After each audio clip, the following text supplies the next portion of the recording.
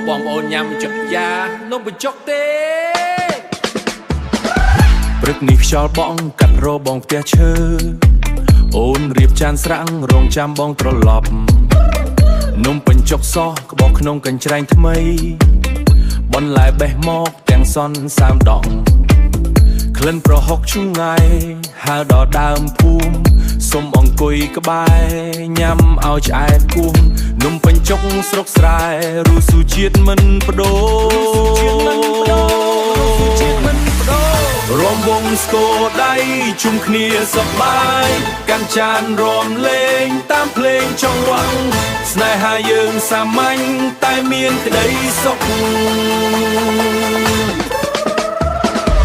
យោស្ដាប់បងណាស្រីគ្រឿងផ្សំយើងមានគ្រប់បុកស្លឹកគ្រៃរមៀតខ្ជារំដេងមិនដែលឈប់ត្រីរស់ស្ងោបេះសាច់ដាក់ប្រហុកឲ្យឈ្ងុយប្លែកទឹកសម្លខាប់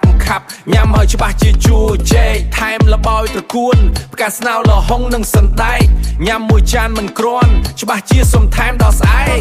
នំបញ្ចុកស្រុកស្រែរសជាតិដិតជាប់ចិត្តស្នេហាយើងសាមញ្ញតែវាជាស្នេហាពិតស្លឹកគ្រៃរមៀតបុកក្នុងត្បាល់ថ្មត្រីស្ងោបេះសាច់ដាក់ទឹកប្រហុកញ៉ាំមួយមាត់បងញឹមអូនថែមទឹកចិត្តក្នុងទឹកសម្លជីវិតអ្នកស្រែមិនសូវមានទ្រព្យបេះដូងកម្លាំងដៃមិនបាច់ចង់បានរបស់ឆ្ងាយខ្លួនឲ្យតែមានអូនអង្គុយជិតបង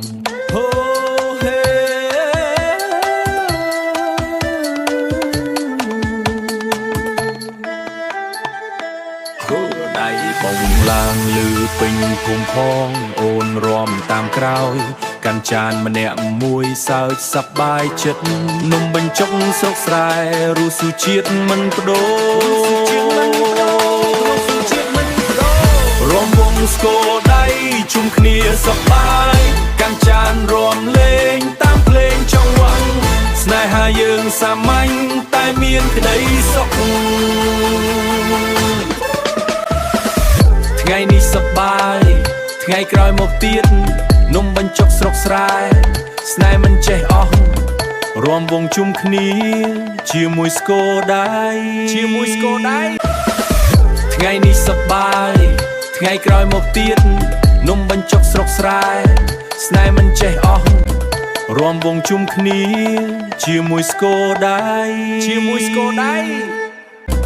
រំវងជុំគ្នាជាមួយស្គរដៃ